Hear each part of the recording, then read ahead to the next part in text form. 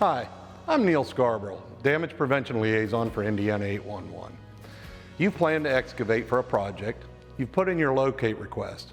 You either called 811 or put it in via our website. Well, here's the next step of that process. It comes here to the 811 call center.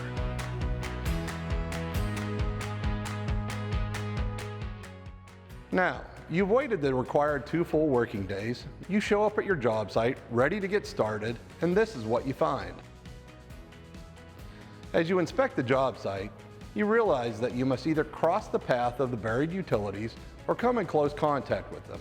However, the Indiana Dig Law 8-1-26 states that an excavator must maintain a minimum clearance of 2 feet on either side of the outer edge of the buried utility with the cutting edge or point of mechanized equipment. Exposure of the underground facility may be accomplished only by using one of the following methods: hand excavation, air cutting and vacuum excavation, and hydro excavation. But even hand excavation can lead to damages if done improperly.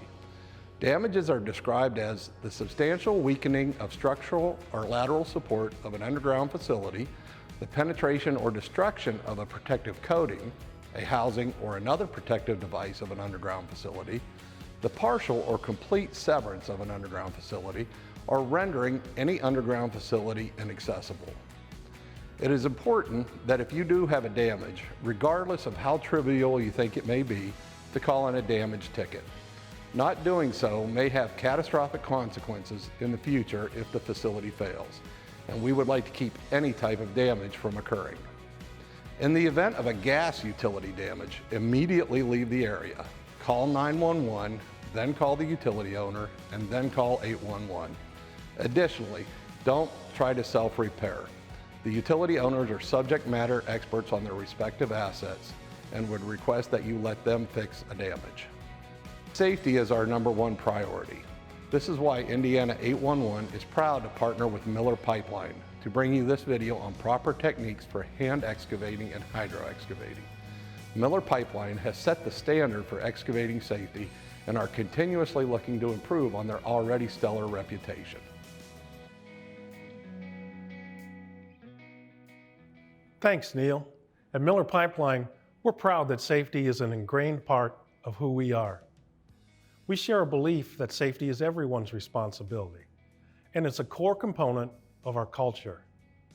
We take pride in a quality job and delivering the best possible product to our customer. Our commitment to our team is one where everyone feels valued, supported, and empowered. Our reputation is something that we take immense pride in, and we are committed to delivering on what we promise. Safe digging is very important to protect the safety of our employees, the public, and to protect our valuable underground utilities.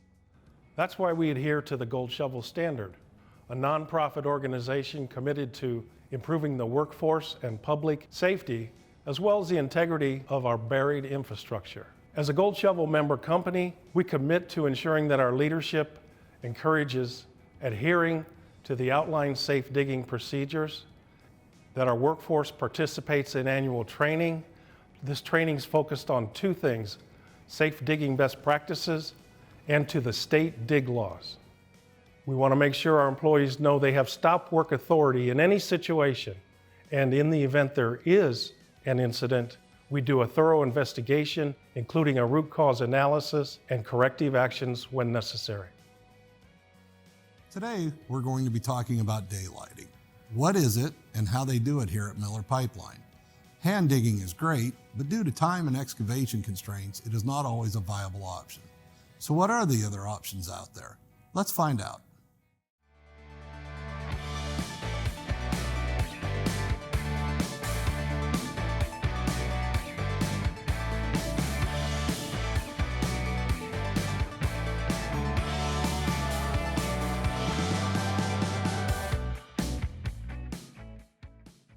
Hi, I'm Tyler Bruce with Miller Pipeline. I started my career in the underground utility industry in 2015. Here at Miller Pipeline, we focus on 3 safe ways to excavate within the tolerance zone. And in this video, we're going to show you how we safely excavate inside of the tolerance zone. One type of excavation we use here at Miller Pipeline is hand spotting. The pros to hand spotting are that material can be backfilled back into the hole. Otherwise, we're waiting on a dump truck to come to us and we're using a backhoe to backfill the hole.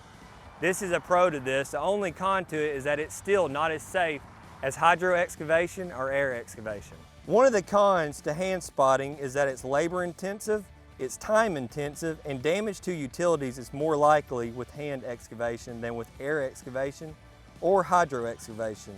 This includes improper digging techniques, which would include jumping on the shovel or spearing the earth. This not only is careless, but it could also cause damages to underground utilities. Another method of safe excavation here at Miller Pipeline that we use is air excavation. It not only is safer than hand spotting, but it's also quicker. There's a lot of pros to this, as we can backfill the hole with the material that we've already excavated out of the hole. It's a safe way to excavate with not having to actually touch the utility. It not only is faster, but it also is easier to backfill on jobs where a dump truck and having a backhoe are tied up somewhere else.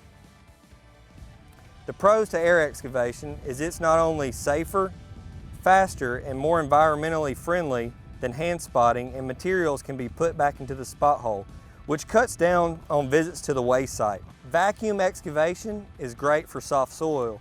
If you have the means to use a vacuum excavator, you should always use it. It's handy to use in large cities where excavations need to be done on an accelerated time frame, where digging by hand or with heavy equipment is too time consuming. Cons to air excavation are dust and dirt considerations, which means extra PPE will be needed. Noise pollution is also a consideration. You can't use vacuum excavation on frozen ground, clay, or hard soil. Another method of excavation within the tolerance zone is hydro excavation. The pros to hydro excavation is that it's cleaner than traditional methods, including air excavation, and it's also environmentally friendly. It does not use harsh chemicals and allows excavators to be more agile and more precise when uncovering utilities. No dust means no obstructive view while using it. It's less labor intensive and disturbs less ground than using heavy equipment, hand excavating, or even vacuum excavating. The cons to hydro excavation is that not only does an operator need a Class B CDL with tanker, but also finding dump sites can be hard at times. One of the cons to hydro excavation are that they contain multiple powerful engines and they do create quite a bit of noise. So we have to be cognizant of our surroundings as well as local laws governing noise levels. Hydro excavation does require dumping of spoils, so taking time to find an adequate dump site can be tricky and takes you away from the job site. These three methods of excavation is our commitment to safety, and that's what sets us at Miller Pipeline above the rest. We would like to thank the folks at Miller Pipeline for demonstrating safe daylighting techniques for us. Hopefully the information shared today can help keep you and your crews even safer out in the field. For more training videos or to reach your local damage prevention liaison, please visit us at indiana811.org/education. And please stay safe out there.